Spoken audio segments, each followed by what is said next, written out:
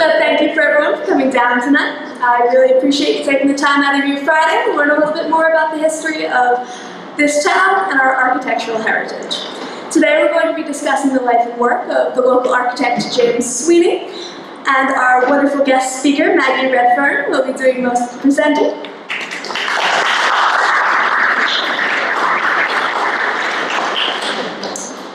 For those of you who don't know me, for the new faces in the crowd, my name is Violet Johnson. I'm the Executive Director of the organization New London Landmarks. We are a historic preservation advocacy group, and we are very excited to have you all down here to join us to discuss this important architect. I have to start with a couple of housekeeping details. First, I'd like to thank all of our business members. These are the organizations who pay to help support New London Landmarks for us to do what it is we do. So thank you to All Souls, Yankee Remodeler, Fiddleheads, Studio 33 Art and Frame Gallery, Inner Glass Window Systems, CT Humanities, the State Historic Preservation Office and the Department of Economic and Community Development, and Parker Benjamin. Also, thank you to everyone here who is a New London Landmarks member. I know there are a lot of you. I know a lot of you do a lot to support our organization. And I would invite any of you who are members but may not know the current status of your membership, or who are not members, to choose to support this organization. For just $25 a year, you can help promote historic preservation, advocacy, history, and restoration in this city. If you've ever been to a New London Landmarks event, if you've ever had to listen to me give comment at any of the various town hall or council meetings, if you've used our archives for research, if you've ever ordered a whale plaque, or if you just want to promote the beautiful architecture and history that we have in the city, please take the time to either become a member or make a donation. I'd also like you to save the date. We have an upcoming program, our annual meeting. This is going to be our 2026 meeting on Wednesday, May 6th at All Souls Unitarian Universalist Church. We have the fantastic Elizabeth Ackley of Cirrus Structural Engineering joining us. She is the principal engineer of this women-led organization, and she's also the person who came up with the report following the collapse of the first congregational and constructed the report analyzing the second congregational as it started to shed stone. She'll be speaking to us about sacred space preservation in southeastern Connecticut, and I will have more information and sign-ups coming out in the next 2 weeks on this topic. But for now, please clear off your evenings, Wednesday, May 6th, for this fantastic speaker. Finally, the reason we are all here. You may know Maggie Redfern as the resident tree expert in New London, but she is much more than that. She is also a trained architect and a passionate historic preservationist. Maggie received her bachelor's in architecture from California Polytechnic State University at San Luis Obispo, and then a master's level certificate in landscape preservation from the Landscape Institute at the Boston Architecture College. She is presently the director of the Connecticut College Arboretum, a position in which she has served for about 3 years now. Prior to this, she was the assistant director and has been at the Arboretum since 2014. You can usually find Maggie either stewarding the 750 acres of cultural landscape that make up the Arboretum, teaching environmental horticulture in the botany department at Conn College, leading walking tours, propagation workshops, or general public-facing programs to help support trees and the green space that we have in New London. In 2020, Maggie and a group of concerned citizens formed the nonprofit New London Trees, which serves to increase the number of trees within New London. They do so through community planting and care, education, and advocacy. Prior to coming to New London, Maggie Redfern managed a successful grant application and traveling exhibition entitled Palaces for the People, Guastavino and the Art of Structural Tile. Guastavino vaulted ceilings can be found at just under 1,000 buildings within the continental United States, 4 of which are here in New London, and 3 of which are on the Conn College campus. I think we're going to have Maggie back to discuss that interesting piece of architectural history. Other than that, we're happy to have Maggie present on an interesting, underrated architect, and I'm going to ask her to come up here and take it away.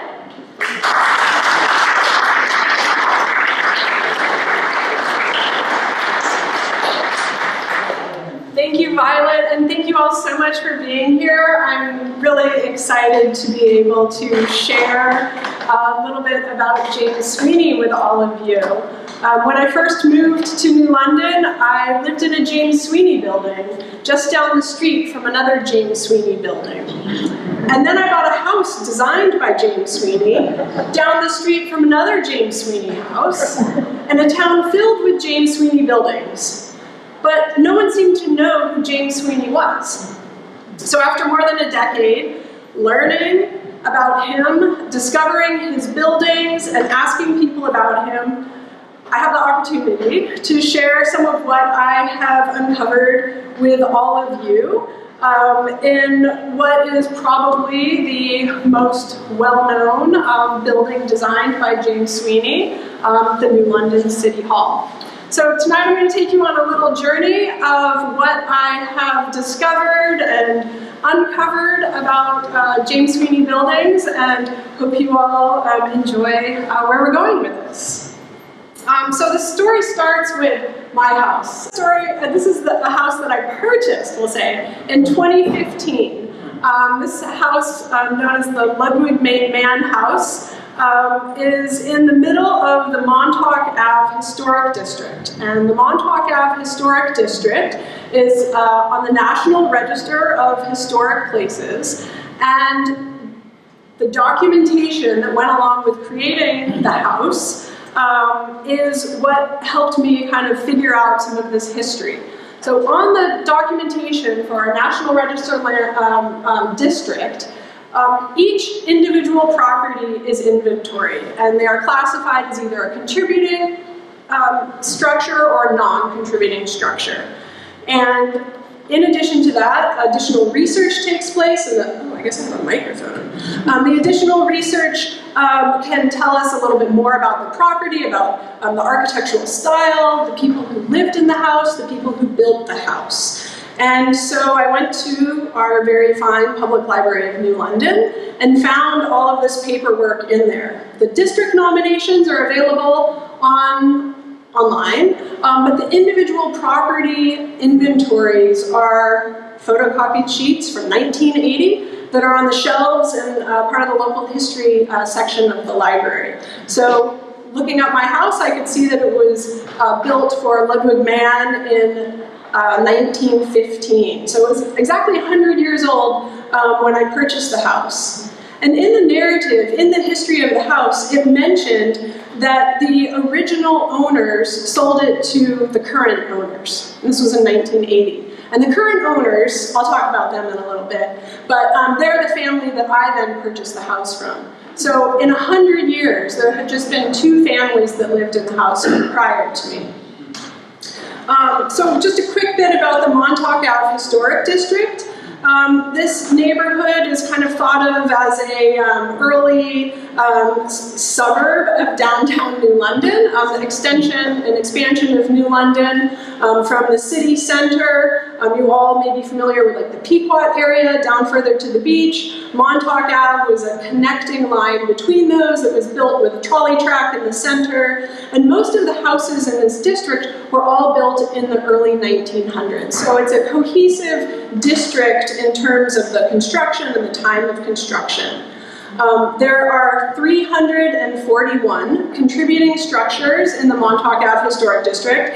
60 are considered non-contributing, and that would be things like my two-car garage that was built in the 1950s. So I knew I lived in a pretty cool house. The design was great, beautiful, sunlight, but being trained as an architect, really wanted to know who designed the house, and what I would really love to find are some of the original plans of the house.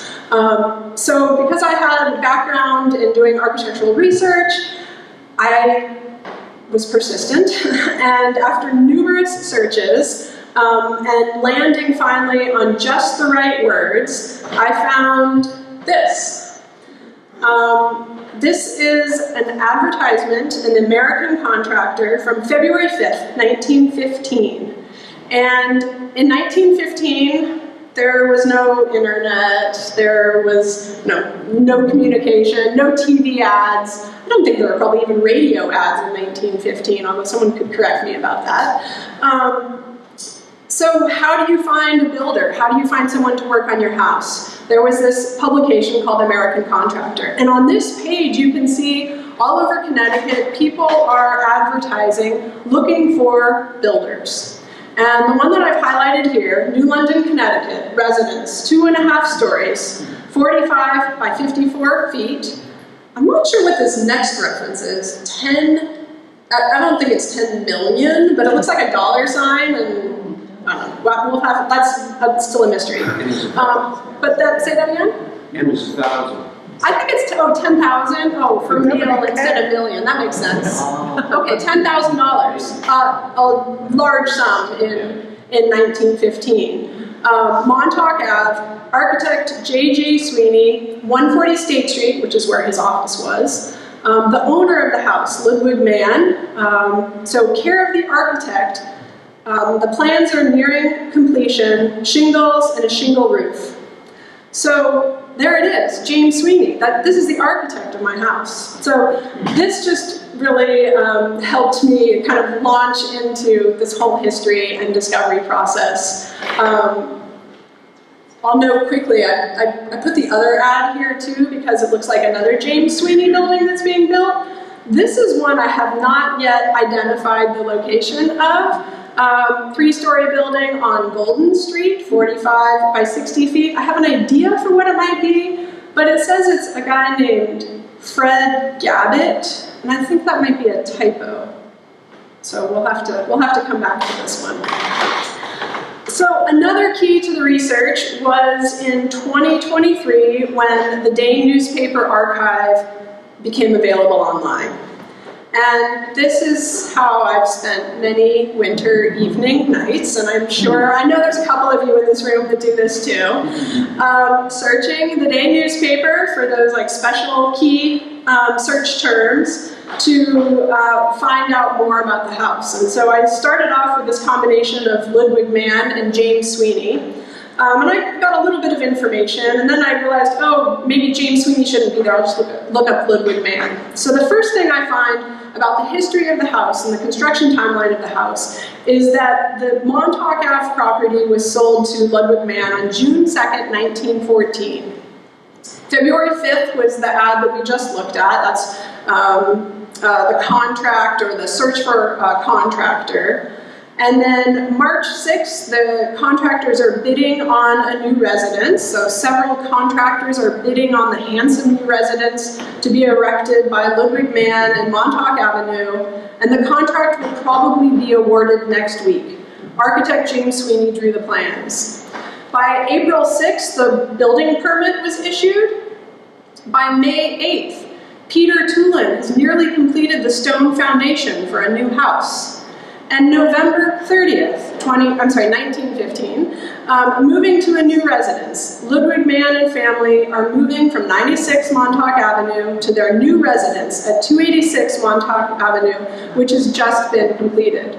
So if you guys look closely at these dates, right? February 5th, the contract was awarded to the builder, and then by April 6th, the building permit is issued. So April 6th to November 30th, that is just 6 months to build a house. Do you know of any houses these days that are constructed in 6 months? So then, once I found out a little bit more about the house, I wanted to find out who Ludwig and Sadie Mann were, and so I looked in things like the New London City Directory from 1916, the first year that they're living and in the directory. On the Montauk Ave property, and we can see that Ludwig Mann was a proprietor of the New England Cigar and Tobacco Company, which was at 16 Bank Street, where the Oasis pub is today. And his wife, Sadie Mann, who was born in New York, was his wife. Ludwig Mann passed away somewhat young. Here we go. He passed away in 1931. And so Sadie Mann lived in the house for another 23 years after he passed away. And during that time, her, I think, stepmother moved in and lived with her. And we can see this from the census documents. So every 10 years, we can find out who was living inside of the house.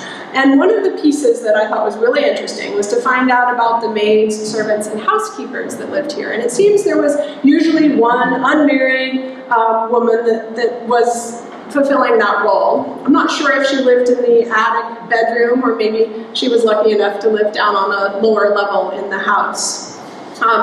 The ads for hiring these women is also in the day newspaper there on the left. We can see it goes from searching for a competent maid to a white girl in 1942.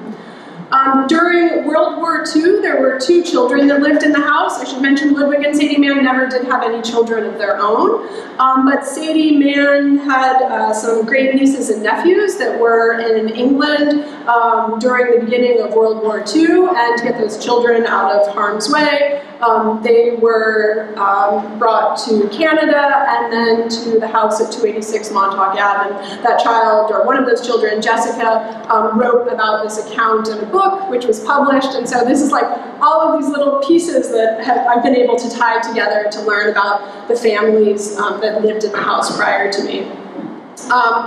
When Sadie Mann passed away in 1954, she had no children. Her house was sold to the Soltz family, and many of you probably know about the Soltz meat markets that have been downtown New London, in various places, moving around because of urban renewal.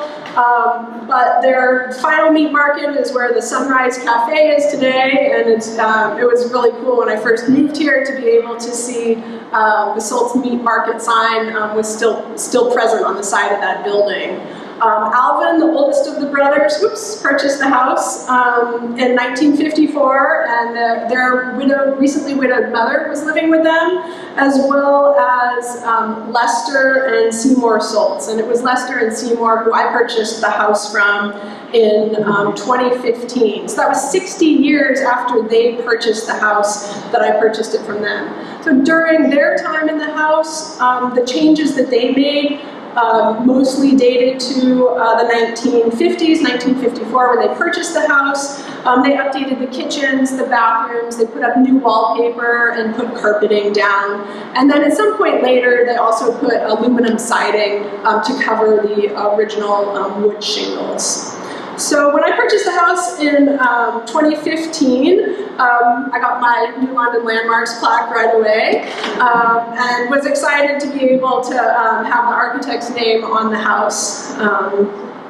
But over the past decade, in addition to doing research about James Sweeney, I've slowly been restoring the house, and mostly that process has involved things like slowly removing the wallpaper, the carpeting to reveal the original wood floors underneath, remodeling the kitchen, and in general trying to restore the character to what it was in 1915. I'm hopeful someday to remove the aluminum siding to reveal the shingles. You can see here this picture, the white aluminum siding. I recently did pull off this left of the front door, and you can see the brown shingles underneath, and I love the dark color and the texture of those original shingles. I also stripped the watermelon pink paint off of the beautiful oak door. I'm in the process of restoring the windows. The window in the center here, the Palladian window with the Gothic arch, the pointed windows, is original and in wonderful condition. The interior of the house, I'll just show a couple of quick pictures. You can see the coffered ceilings and the wood detailing around the fireplaces. Unfortunately, all of that original wood has been painted, but it's still, the form and the structure is there, and so the character is still fairly intact.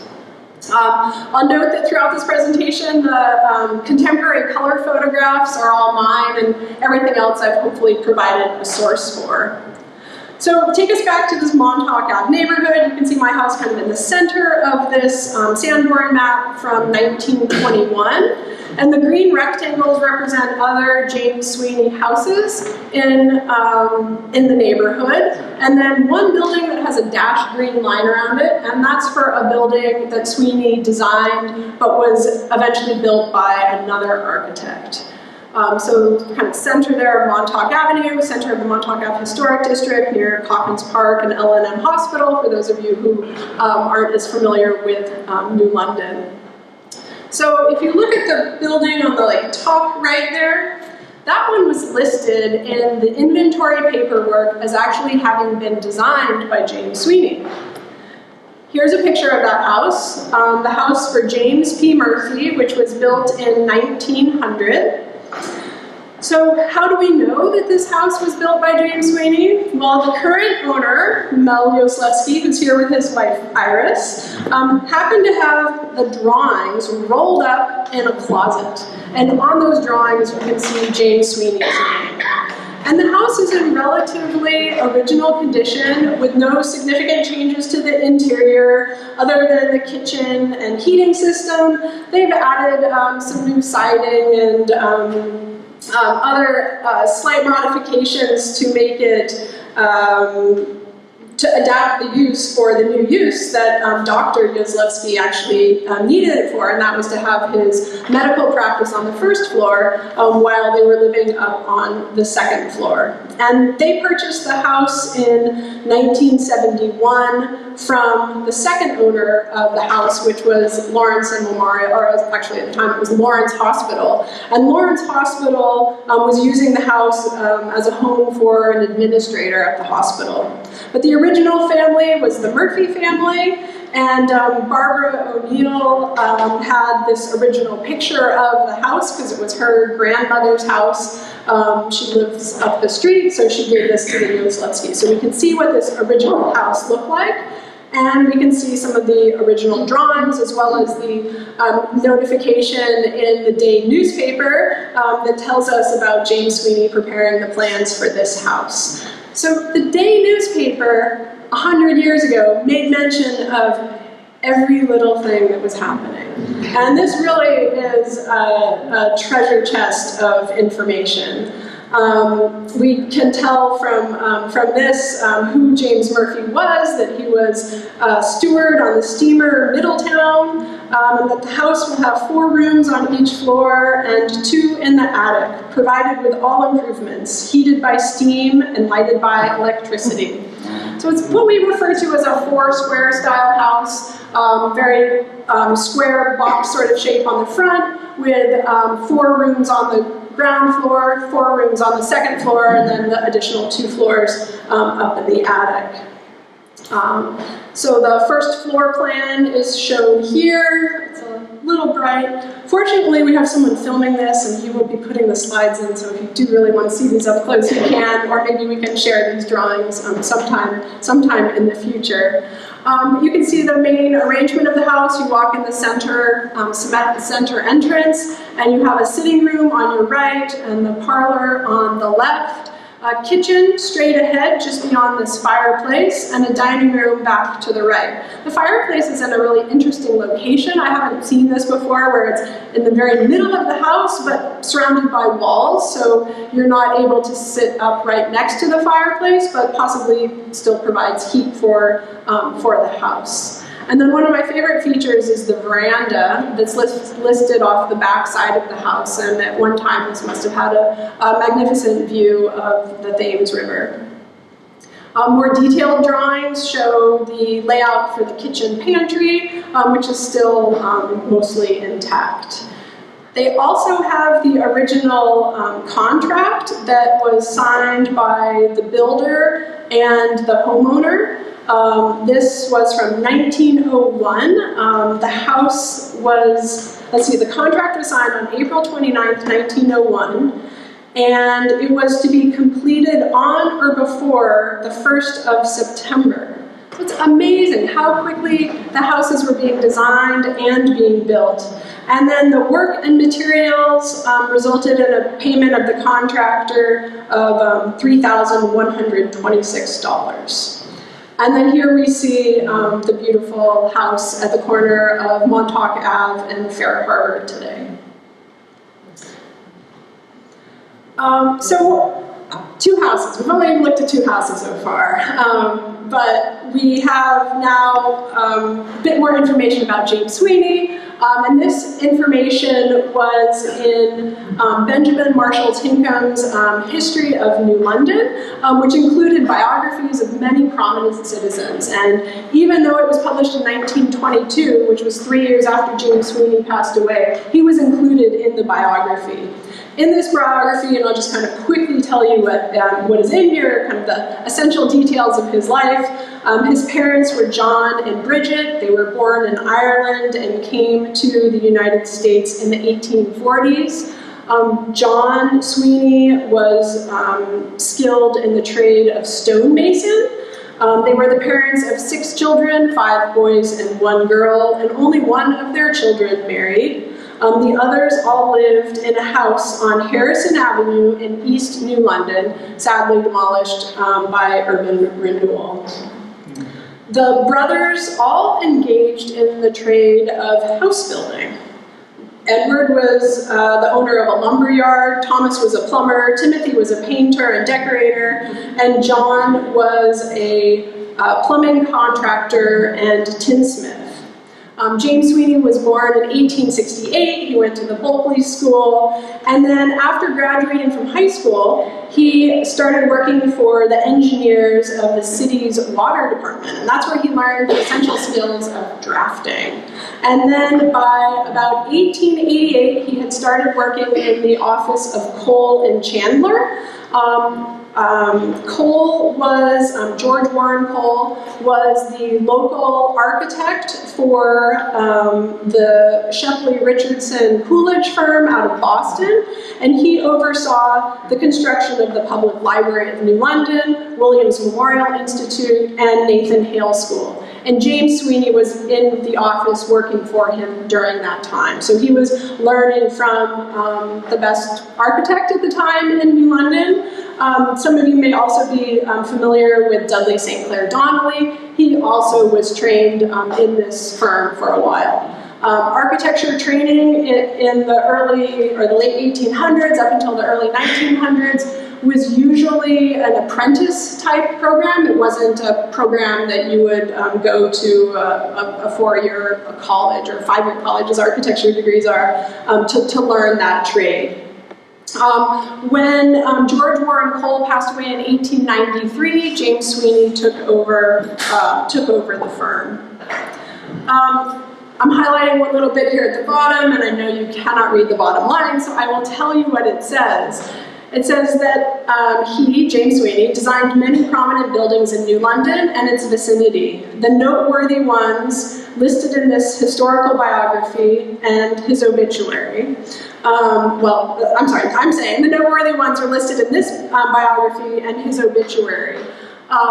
There were 10 of them, plus several houses. But I do want to call attention to what it says on the last line here, and it says that he designed hundreds of public buildings, industrial plants, and private residences. Hundreds of buildings from 1893 to 1919, so that's about 25 years. You can do the math on how many buildings he's designing every year. So now we're going to go through a little bit more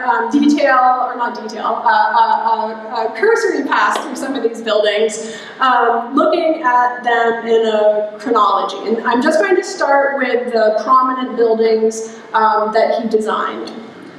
Many of these, I'm sure, will be familiar to you. We have Lyric Hall, which was constructed in 1897 on State Street.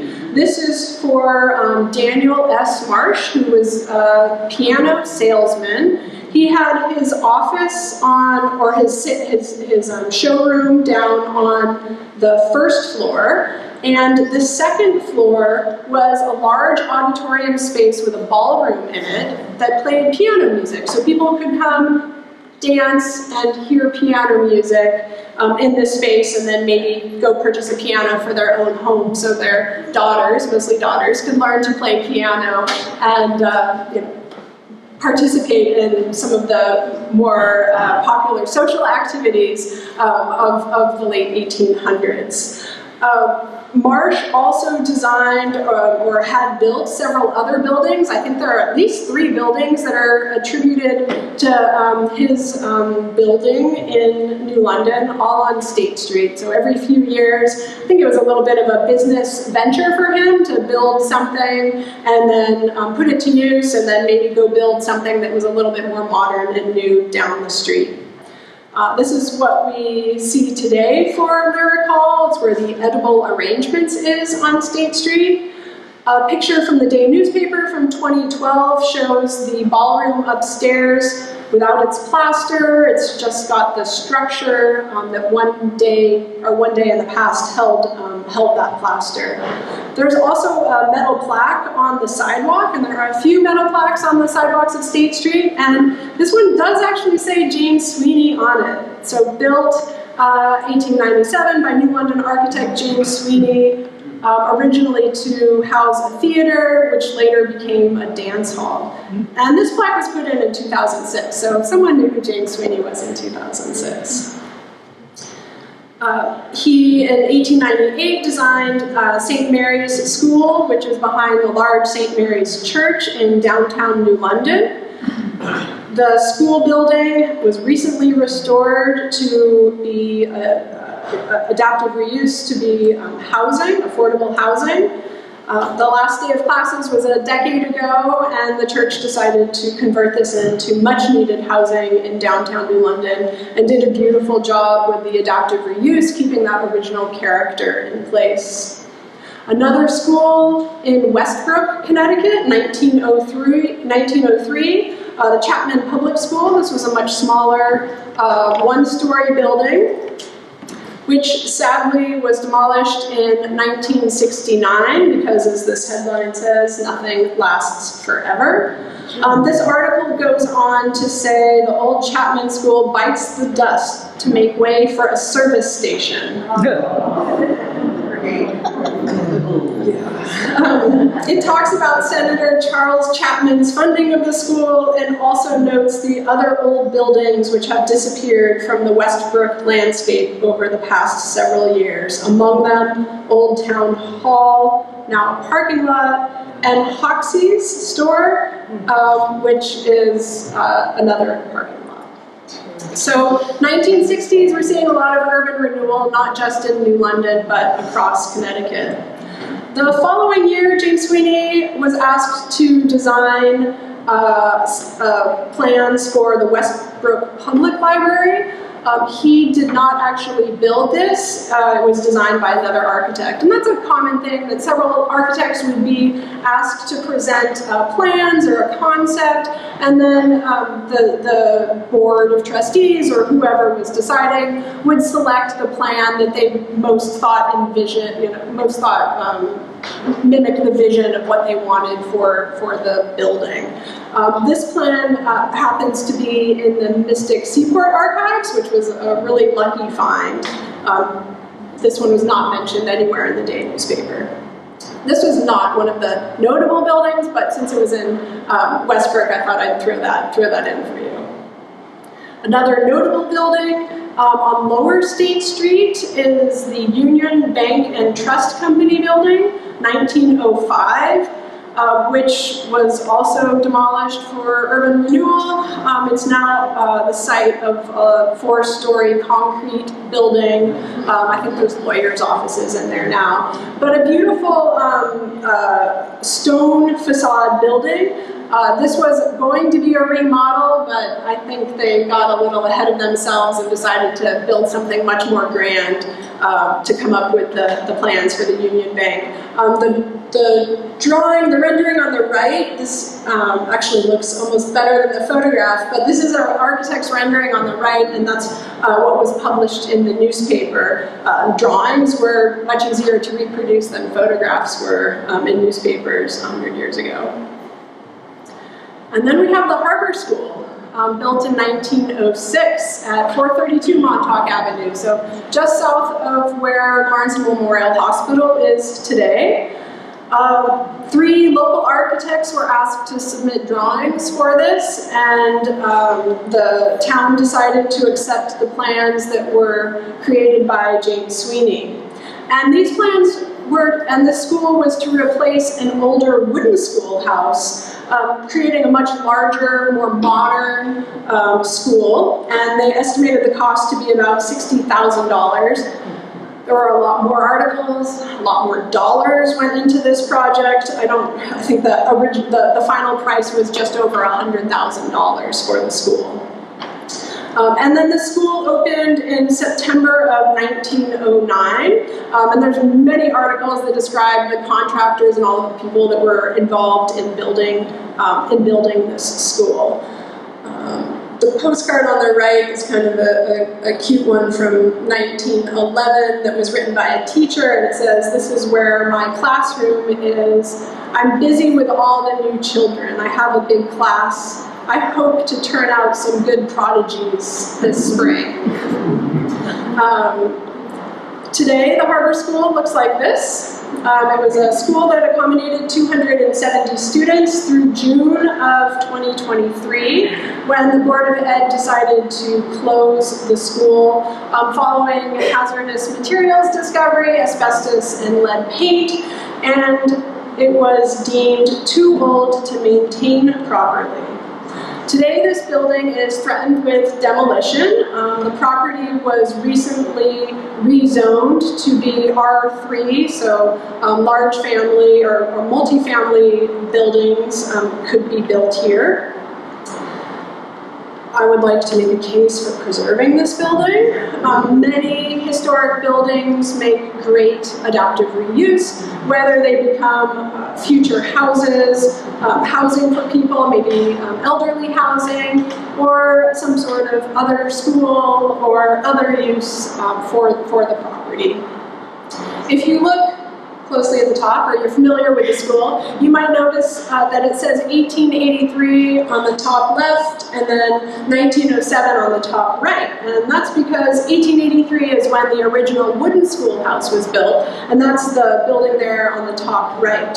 And if you look at the postcard on the bottom left, you can actually see the old school hiding behind the new school. I was so excited to find this picture and be able to see what that relationship was between the two schools. And it only makes sense. The kids had to keep going to school while the new building was built. Next we go to Old Saybrook, where James Sweeney designed the town hall and theater. The theater piece of this was innovative. The Old Saybrook Musical and Dramatic Club decided that they could raise the money for a new town hall if they could put a theater in it and have a dual purpose use to town hall. This was built for $20,000 on Main Street, and today you might know this as the Kate Theater. This served as town hall. The theater ceased at some point, probably in the mid-1900s. It served as a town hall until 2004, when it was restored.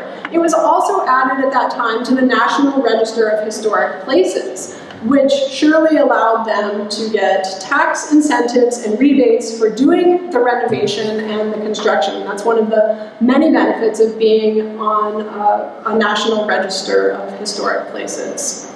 And then after the success of the Old Saybrook Town Hall, James Sweeney was asked with several others to design the municipal building, also known as City Hall, the building we're in right now. Sweeney's plans were selected, and design started in 1912. We are in the downtown New London Historic District here. About 100 acres of New London comprises this district. We have 250 buildings, most of them older than this building are in the district. This is a postcard view of a rendering, most likely done by Sweeney. We see this building as a classical Beaux-Arts style, which was fairly typical for government buildings at the time. If you think of buildings in Washington, D.C. from the early 1900s, many of them look like this, large white buildings, kind of the Greek facade Greek temple facade look to them with the prominent columns on the front. This building, as many of you probably know, was another remodel project, and it remodeled a much smaller Italianate-style city hall that was here previously.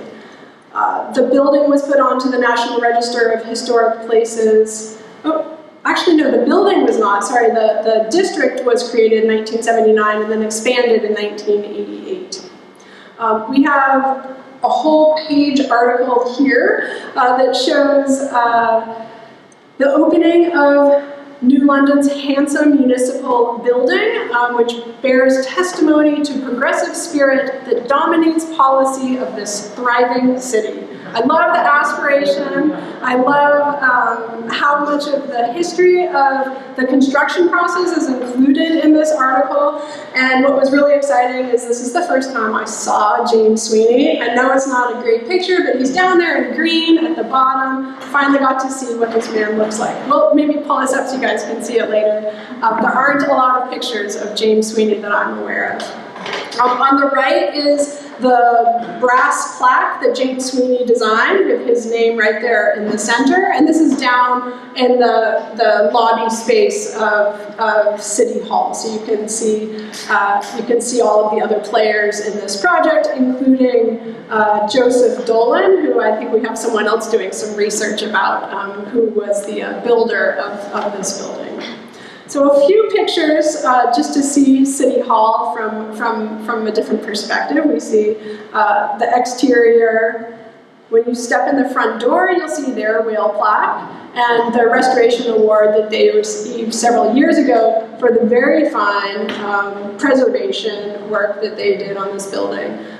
We're also lucky to be able to be in this space today and be able to talk about something positive. I know a lot of us are here to comment to City Hall.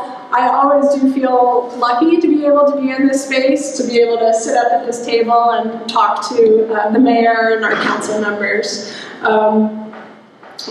We can see the original woodwork in this space, so the original entryway and the tile.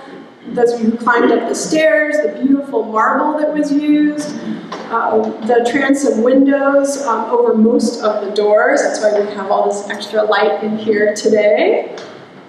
Of course, City Hall in the evening.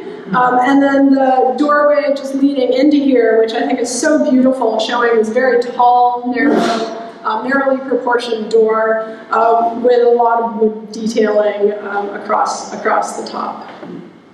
We're also, I think, on what are original cork floors. There are mentions of the floors in here, and so many other details that I really don't have time. I think we could spend, and a few years ago there was a whole hour dedicated to the preservation of this building and the architecture of the building. So we'll save that for another time. To keep going, we have the Quaker Hill School on Old Norwich Road in Waterford.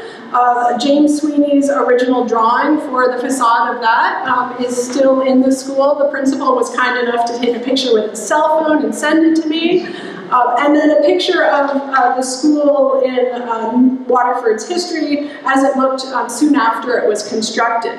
Over the years, there were several additions and renovations on this building that compromised the structure of it, and so compromised that in 2007 they decided to demolish the building. However, the residents of Waterford really liked what the building looked like, so they built a new one that looked just like the original one. The rebuilt school opened in 2008, and I wonder how many people pass by it and think it's just the original school. Up on Garfield Avenue was the Alms House. This building is a little bit hidden. It's something that you kind of have to go up go up Garfield to be able to even see the house. But the rendering here, can almost see it right, two main bays on either side with 4 columns in the center. Beautiful large windows, most of them are like 8 panes of glass over 1 pane of glass underneath. And on the far left are sun porches that are filled with glass windows. This house was financed by Sebastian Lawrence, and Lawrence was a benefactor for many buildings in New London. This one was built for a sum of $50,000. Red-faced brick with a granite basement. It's 136 feet long by 38 feet wide. It's connected by a brick cloister to the older almshouse that was also on the site. But this is the side, this is the facade that faces out over Jefferson Avenue, and you get a great view actually from up here, looking out all over the whole city. So what a beautiful location for what we think of today as maybe public housing.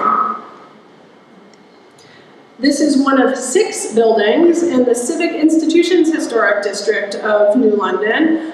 This is a beautiful picture showing what it looked like when it was constructed. And then here's what it looks like today.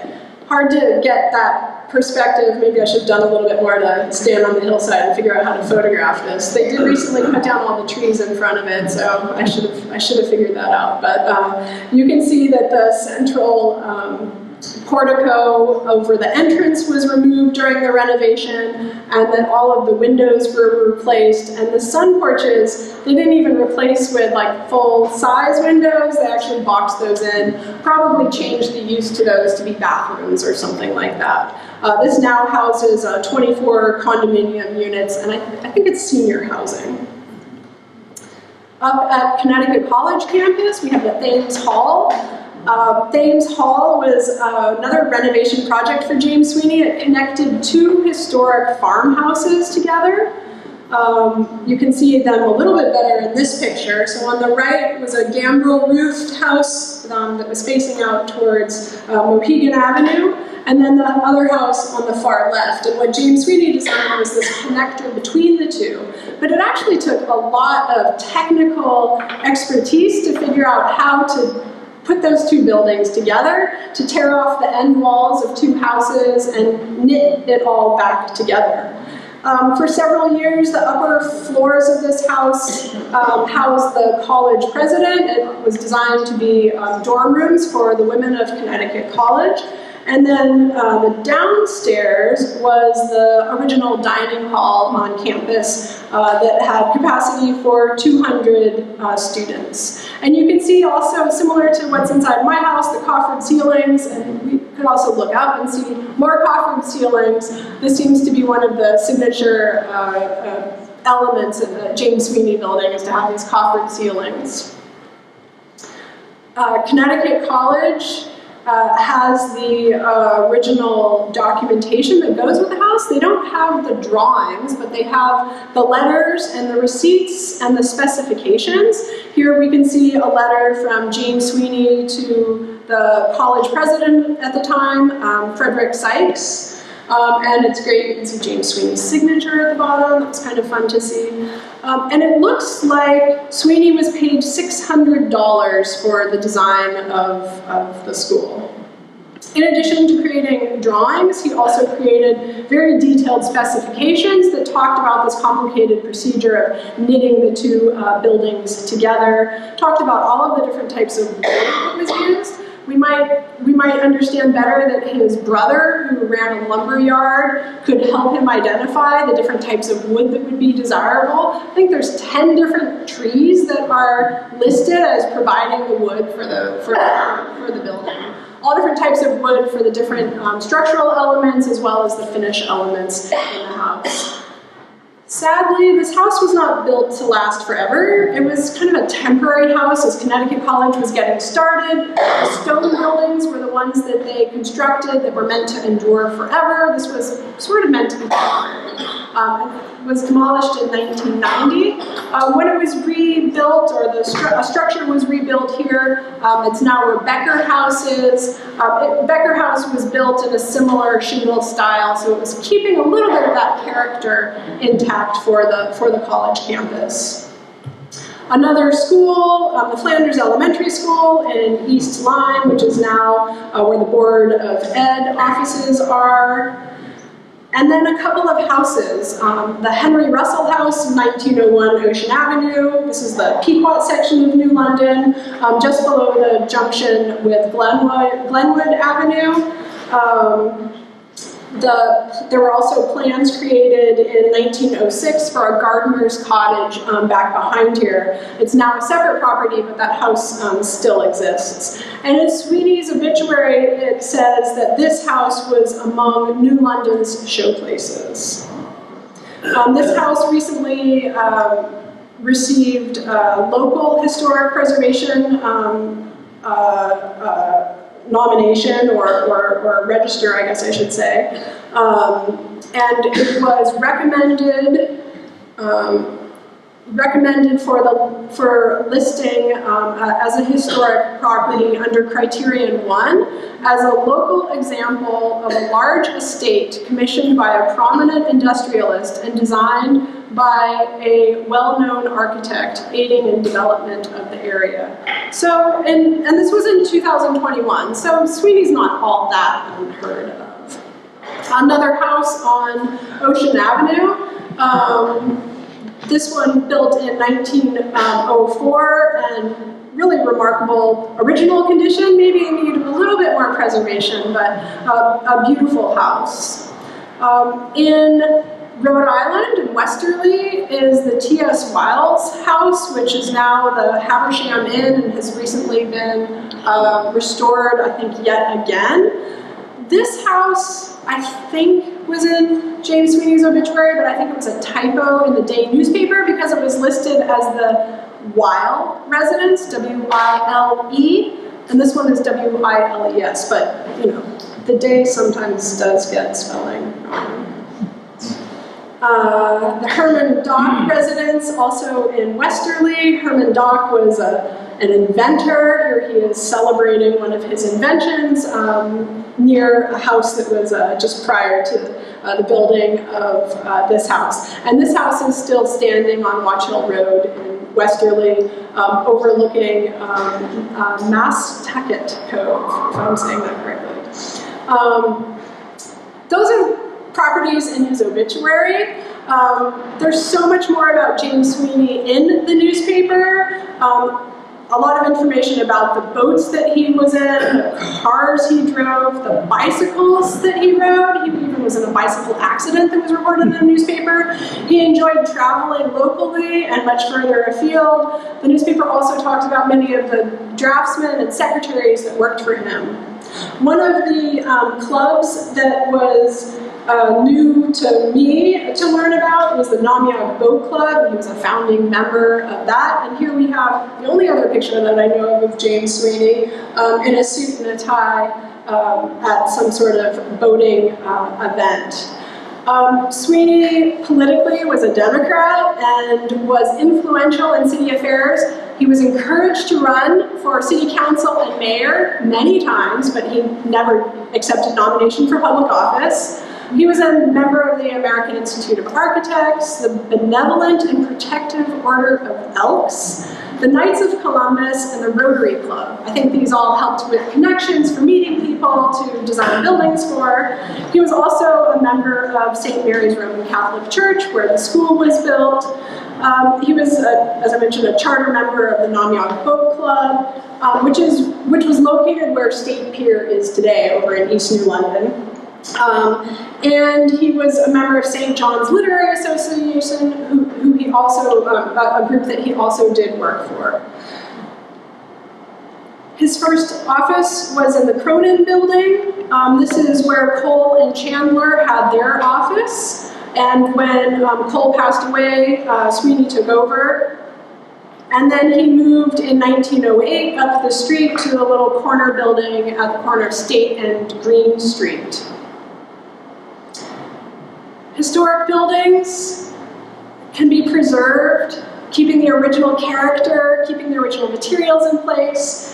They can be rehabilitated or renovating, altering them to update them for modern use. They can be restored back to a particular time by removing certain layers or maybe reconstructing certain elements that have gone missing. There's also two other words that we're familiar with, remodel, or one that we're familiar with, remodel, which is where you might change the structure of a house to add another room or another wing onto it. And then another term, remodel, which people use, and that's a renovation that destroys a building's original character, style, or charm, often resulting from misguided improvements or poor design. I have a whole bunch more pictures. I'm going to go through them very quickly, but before I do, I want to have a little audience participation. Do any of you know how many historic districts there are in New London? How many what? Historic districts there are in New London. I've mentioned at least 3, I mentioned 4 of them, I think. You don't count. Federal, state, or local? We're talking National Register. We're talking National Register. Violet, you can't answer. Anyone? Just a number? How many districts do you think there are? 7. 13. You know, 13. That's cheating. He's cheating. But I just want to say there are a lot of historic districts in New London, and if you live in a historic district in New London, or you get your house on the National Register of Historic Places, you can take advantage of significant tax credits, 30% rebate to do work to the exterior of your house. Ask Violet about it. Okay, so now I'm going to go through a very, very, very quick chronology. Violet, what time are we at? Oh my gosh. We're 6:25. Okay, we're going to go very quickly because I want to show you. I said hundreds of buildings, but we've only looked at like 15 or so at this point. So we're going to go through chronological order, James Sweeney buildings. The Thomas Hose Company in Hodges Square, a brick 2-story firehouse, demolished. There were 2 small houses on Ledyard Street from Mayor Bentley. I think these were rental properties. The one on the right, demolished for a parking lot. The J.H. Gallagher House, 1895, up on Nathan Hale Street between Vauxhall and Summit Avenue. Great view looking over the city. Next door to that, the J.D. Cronin House of 1896, deteriorating, but that original construction and the original details are very evident, so someone who's interested in preservation might be able to make a difference here. I think, though, the fact that I-95 cut through the backyard or the front yard of this house maybe made it so people didn't want to put the effort and the money into restoring this elegant house. In Clinton, Connecticut, this is one of the few I'm showing you from another town. This is the Thomas H. Pratt House. Thomas Pratt was a president of the Pratt Chemical Company. They were distillers of witch hazel, but this was a convenient location for his yacht. And it's a Queen Anne style house, pretty eclectic shingle style building. This one has been under restoration since at least 1986 when it was in the newspaper, and this is what the 17-room mansion looks like today. A couple pictures, one peeking in the window to see the inside. Pretty close to being lived in again. We have 2 houses on Ocean Avenue, fairly modest houses, just south of Willits. The Arthur Keefe House in the Post Hill District, historic district, colonial or classical revival house with 2 Beaufront pavilions flanking the entrance, and the pilasters or the columns that are attached to the wall, similar to the columns that we have in this room, surround the windows and around the corners of the building. Building that's been demolished. the Goldsmith office building. This was designed, this was at the corner of State and Main Street. It was designed as a 3-story building. There was a fire. They decided to add another story to it and it became a 4-story building. And you can see the Union Bank is on the far right of these two views. So James Sweeney had 2 buildings basically right next to each other here. Simon Hess was the owner of the Goldsmith building. He also owned the Beehive department store in New London. The Beehive, Sweeney worked on several interior renovations of the building. That was demolished, though, in the 1930s to build a much larger and more modern department store. And that's what we have today, the Beehive, where the Yankee Pawn and Peddler is. Not a James Sweeney building, but the location of the original Beehive. James Sweeney was also somehow responsible for the painting of the drawbridge connecting Groton and New London in 1898. Not sure exactly what that project was, but listed in the newspaper. Thomas Dorsey House of 1898 on Center Street. The original St. Mary's Convent, which was a school and then converted to be a convent. This was demolished and was replaced by the current convent building that was constructed in 1963. A house on Waller Street. This was a cottage for Reverend Dominic Brown, had 9 rooms, provided with all improvements and heated by hot water. Mantels and fireplaces lighted by electric lights. And the directory from the time tells us that this house was at number 55 Waller Street. There were several cottages that were designed for Ralph Wheeler off Borrowdale Place, which is off of Hempstead Street. There were 3 of them listed in the newspaper, the ones on the left, and then I turned around and there's another one that looked almost exactly the same right behind me, so I'm thinking he ended up doing 4 houses on that street. We have the old stone house in Stonington that Sweeney added dormers and porches onto. This was destroyed by fire in 1924, but it's being reconstructed now, and it looks like they're going for the Sweeney designs for the house. Oops. The John Moran 2-family or double house built in 1901 on Hempstead Street with 11 rooms in each house. The Simon Hess house at 259 William Street. And Simon Hess was the store manager for the Beehive department store. So they all knew each other and worked together. This one is between Bristol and Fremont Streets. It was described as a costly residence, 2.5 stories, with 12 rooms and a bath. The house will be finished in quartered oak and have parquet flooring and several fireplaces.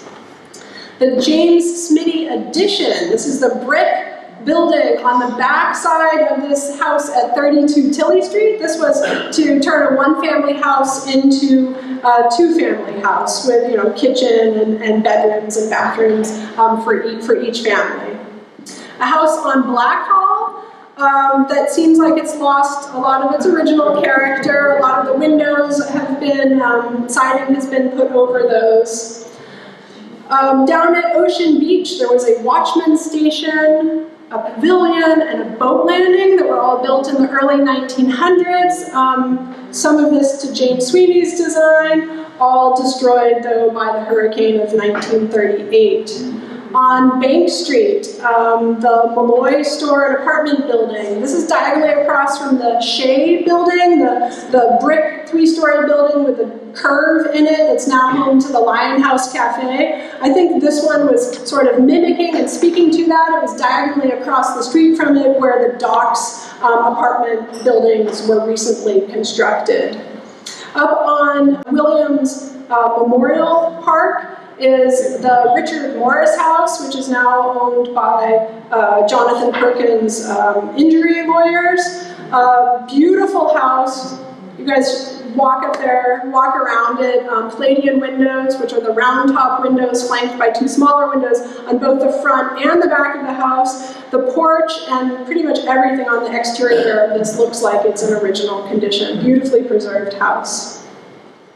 Another house on Ocean Avenue, not too far from the two that were mentioned in Sweeney's obituary. This was a large summer residence with a gambrel roof on 8 acres of land. And then on Montauk Ave, at 248 Montauk Ave, at the corner of Alger and Montauk, and I'm so glad my postcard worked. I sent a postcard to everyone, or every address that I had for a James Sweeney building. I sent one, and a few of you I think are here for that, so thanks for coming so you can learn a little bit more about your building and James Sweeney. The Namiok School, 1905. I think this one lost its roof, losing its character. Some sort of renovations have taken place, but the building's still standing, so we're being sustainable and preserving that historic character. Another house just down the street from me, between me and Dr. Yo's, on Montauk Ave. This one's a mission style of architecture, stuccoed on the exterior. And then another house on William Street for Simon Hess. His original house was maybe too small, so he built another house next door. I don't have all the details on that one. And then a large palatial cottage, as it says, down on Ocean Beach for L.O. Smith. This was a double lot right on the beach.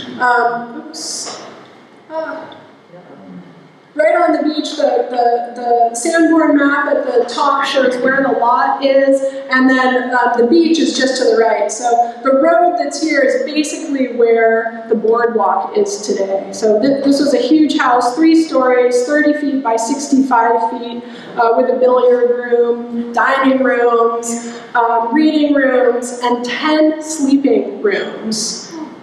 Demolished, though, in the hurricane of 1938, or after the hurricane of 1938.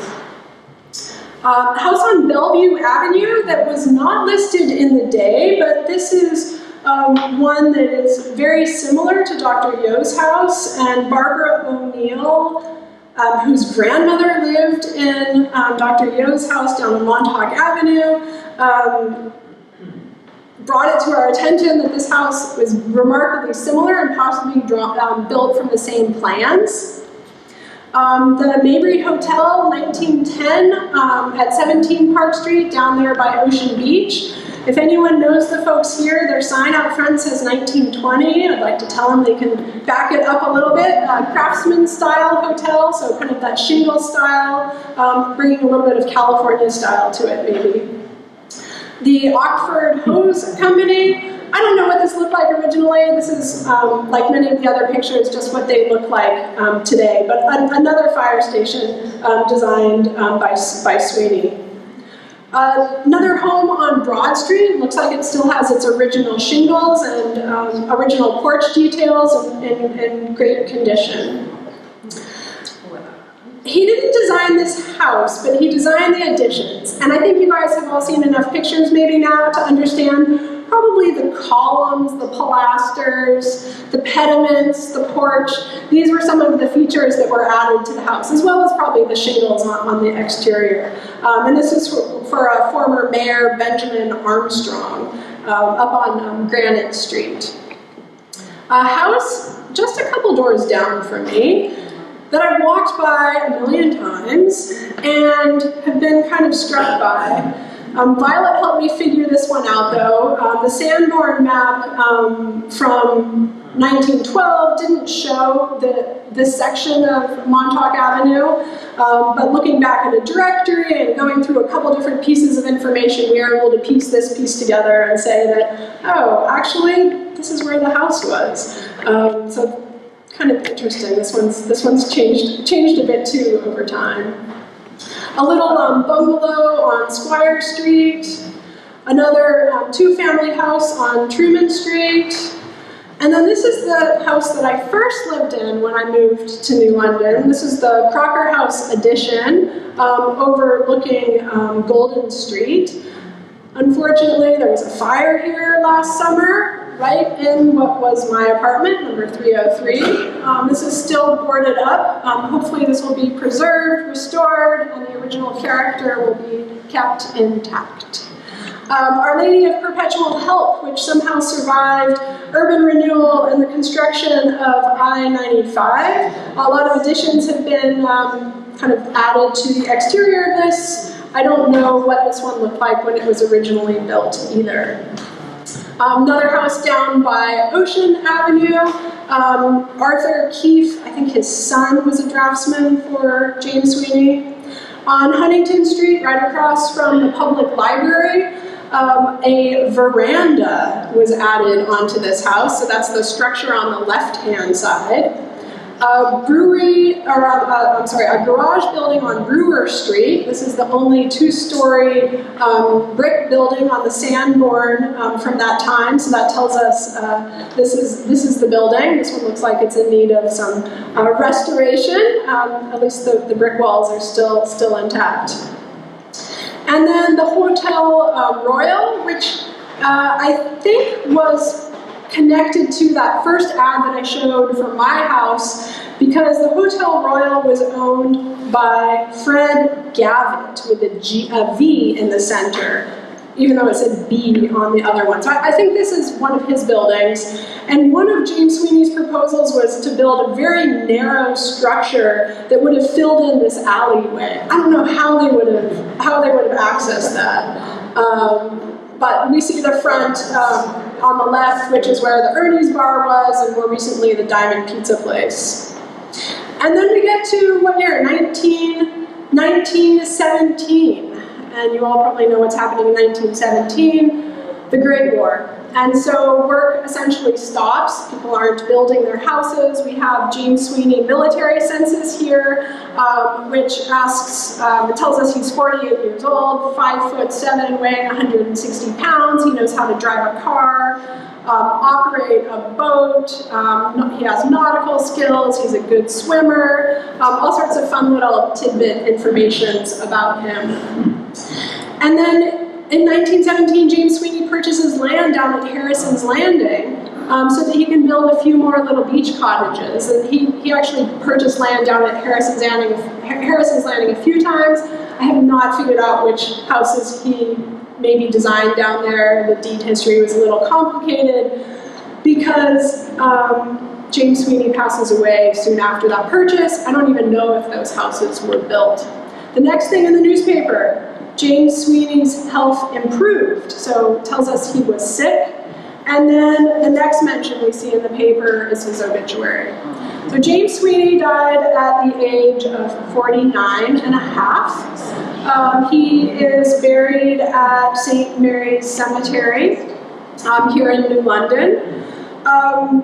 The obituary lists several of these projects that I showed at the beginning, and thus far I've documented over 150 buildings designed by James Sweeney. Not all of them were built, many of them have been demolished. We've seen about a third of those tonight. There are many more to discover and many more to visit.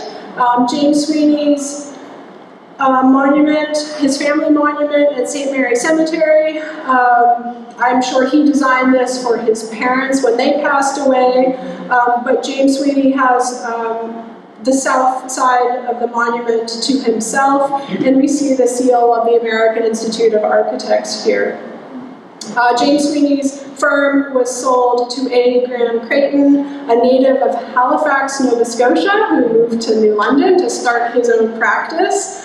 He designed Buck Lodge in the Arboretum, and the Williams School on Connecticut College campus, and many more, but we're not talking about him, and I think it's time for me to end this presentation because I've gone way over.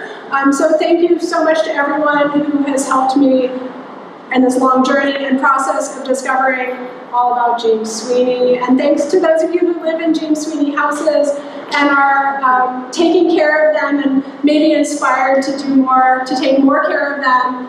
And like I said, if you're in one of these historic districts, there's all sorts of great incentives to do more work to improve your house. So with that, I'll say thank you.